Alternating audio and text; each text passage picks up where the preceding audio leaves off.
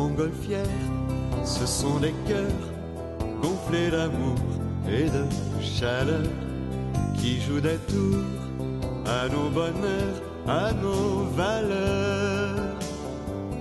Des personnes déficientes, des personnes différentes, sont plus près de leur cœur que des gens qui ont tous leurs moyens en place. Alors, c'est la vraie vie qui se passe avec ces enfants-là et la vraie vie avec tout le monde qui nous côtoie, je dirais, avec la famille élargie. Alors, je pense que c'est pas prêt de se terminer. Donnez la main pour dire bonjour, on est venu chercher l'amour pour aller plus loin, embarquez-nous. C'est vraiment, je dirais que ça a toujours été dans moi, cette folie avec les enfants. J'ai toujours trouvé les enfants, là, comment c'est extraordinaire un enfant. Un enfant, c'est beau, c'est bon, c'est vrai. Des montgolfières, quand c'est en haut, ça prend des airs de vrais cadeaux. Plein de soleil et plein d'oiseaux, et plein d'oiseaux. On demandait une physiothérapeute en Équateur avec le Service universitaire canadien Outre-mer parce qu'il y avait l'épidémie de poliomyélite. Alors, j'ai donné mon nom, je suis partie pour l'Équateur, appris l'espagnol sur le tas, mais c'était pour aller donner le cours de physiothérapie. Alors, j'ai plongé.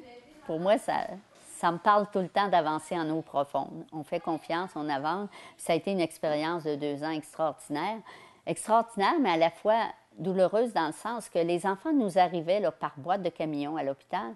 Puis là, on ne savait pas leur nom ni leur âge, à peine si on savait de l'endroit où ils venaient. Alors pour moi, c'était le plus grand crime au monde, là, un enfant qu'on abandonne littéralement dans la rue parce que finalement, il est handicapé. Il ne peut pas dire papa ou il ne peut pas manger seul, il ne peut pas marcher. Alors ça a été vraiment face à une réalité terrible. Alors en revenant au Québec, j'ai travaillé avec les enfants.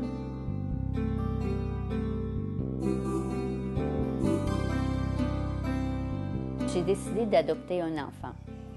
Mais je me disais, je vais adopter un enfant de 5-6 ans qui aille à l'école. Il faut que je continue à travailler et tout.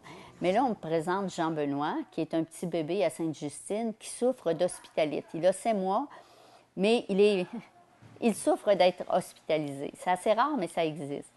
Alors, je suis allée le voir, puis je ne suis pas quelqu'un avec des coups de foudre, mais il m'a fait un beau sourire, puis on me disait que c'est un enfant qui serait déficient mental profond, qui ne s'assoirait jamais et tout.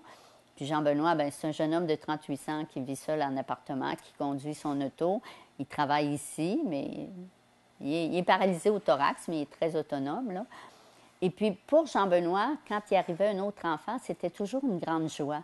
Il était toujours heureux. Puis même un jour, il me dit, « Maman, tu devrais adopter 24 enfants. On devrait être 12 garçons, 12 filles. » Mais je dis, « Jean-Benoît, c'est pas de bon sens, 24. » Ben, qu'est-ce qui me motive, c'est quand j'arrive, « Hey, Jean-Benoît, il est là! » Puis, ils viennent tous me voir, tu sais, puis ben, c'est plaisant parce que même ceux qui ont un handicap, quoi que ce soit, ben, c'est motivant, tu sais, ils comprennent qui je suis, puis Puis finalement, j'en ai adopté 37 ici au Québec, puis j'en ai 8 en Haïti. Puis c'est merveilleux parce que, encore une fois, ils gardent leur cœur d'enfant.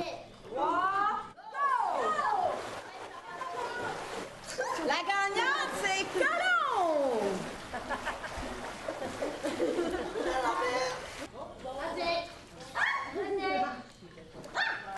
Moi, là, je donne beaucoup.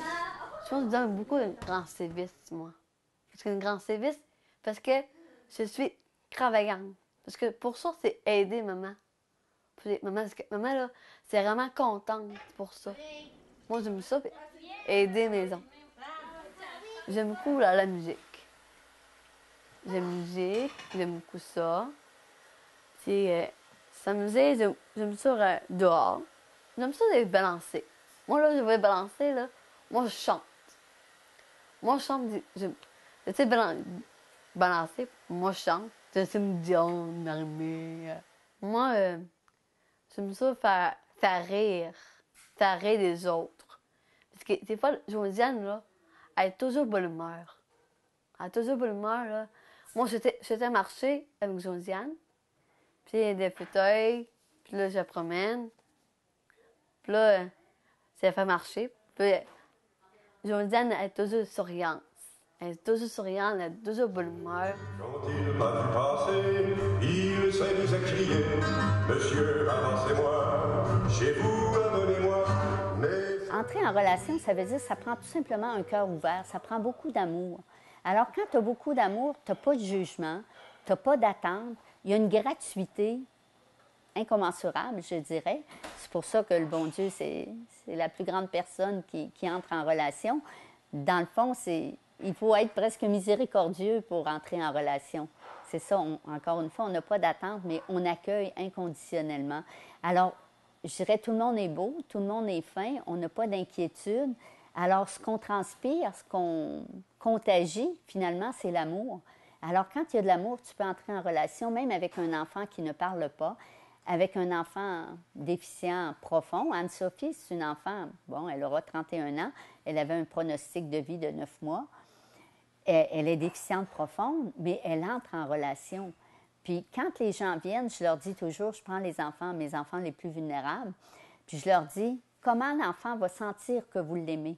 Il ne parle pas, puis des fois, il ne voit pas, il ne comprend pas, mais le cœur n'est jamais handicapé. Alors, les enfants nous le montrent vraiment, que le cœur n'est jamais handicapé. Alors, tu restes avec ce langage du cœur. Puis les enfants, ils sont toujours aux aguets de celui qui aurait besoin.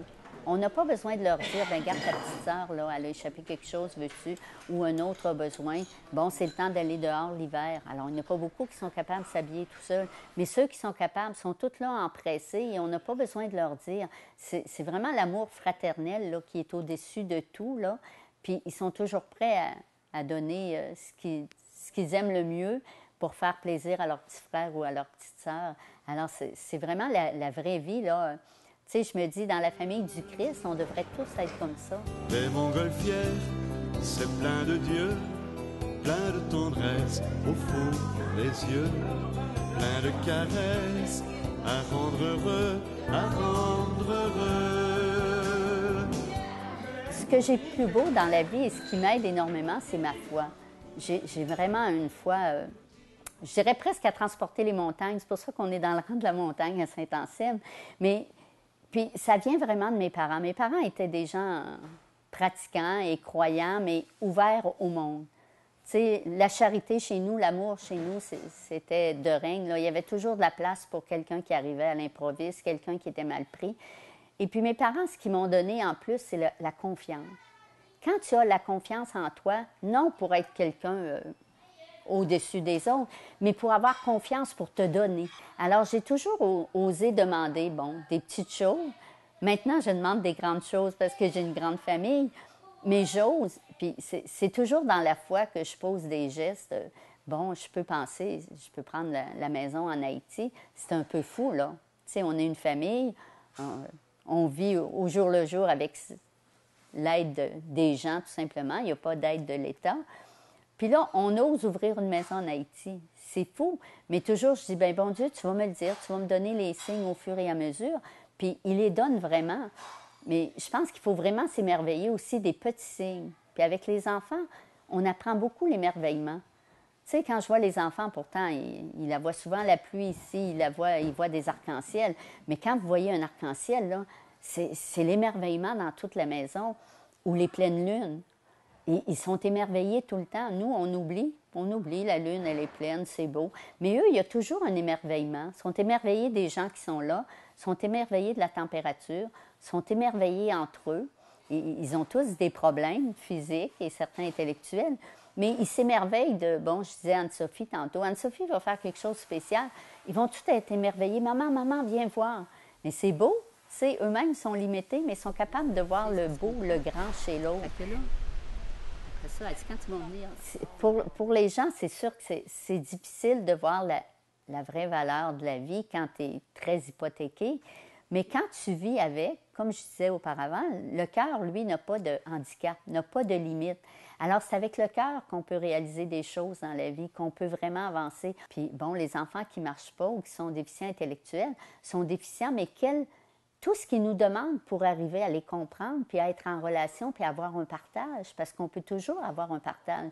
Mais c'est sûr que si on ne fait pas l'effort, on a le don, on a le talent pour le faire, mais si on ne s'occupe pas de nos talents, c'est sûr que tout le monde va mourir. tout le monde, on va mourir, mais je veux dire, on va mourir d'ennui. Mais si on se sert de nos dons, de notre talent, bien l'autre, son talent va agrandir aussi. Alors pour moi, ils apportent tellement, puis c'est de se sentir utile dans la vie qui est important. Puis tu vas vraiment avancer et être heureux si tu te sens utile. Puis Cathy, elle se sent utile parce qu'elle sent tout le monde qui l'aime autour d'elle. Alors c'est important, tu es un élément d'amour pour les autres. Mais c'est sûr que si tu es un fardeau pour tout le monde, bien là, tu ne peux pas exprimer tout ton amour. Tu es un fardeau, les gens ne le voient pas. Alors, c'est sûr, si on regarde, c'est que dans le fond, on regarde les yeux fermés. Alors, si on s'ouvre les yeux et on regarde, c'est là qu'on voit qu'il n'y a personne d'inutile sur la planète. Es-tu effrémé? Non, pas premier. Non? C'est fini, ça. Avant ça, c'est fini. Parce qu'avant ça, on disait, t'es trisomique. Ben, moi, c'est mon gars. Elle disait, non, effrémique. Et là, c'est fémique, effrémique. Elle est plus effrémique. C'est fini. Non, c'est fini, ça. Là, t'es normal. Adulte. T'es ordinaire. L'adulte normal, pour Ah, ça. ben oui, c'est sûr. Pour ça, t'es aidé maintenant. Pour ça. Il faut être normal pour m'aider. Elle dit ça. Moi, je pense pas les gens normaux. J'ai dit, Jésus, là, c'est extraordinaire. C'est extraordinaire, là. Moi, là, je ferais un cadeau pour Jésus. Mon cadeau, là, je donne le Esprit Saint, le ciel de moi, de cœur. Dans mon cœur, en moi, toujours là. Je là tous les jours. Mais Jésus, là, je donne la vie. C'est l'amour, c'est la vie, c'est de la joie. Ça fait rire, on l'aime, toi, on télévision. T'avais-tu l'année, j'ai avec toi, ici, sous le vent.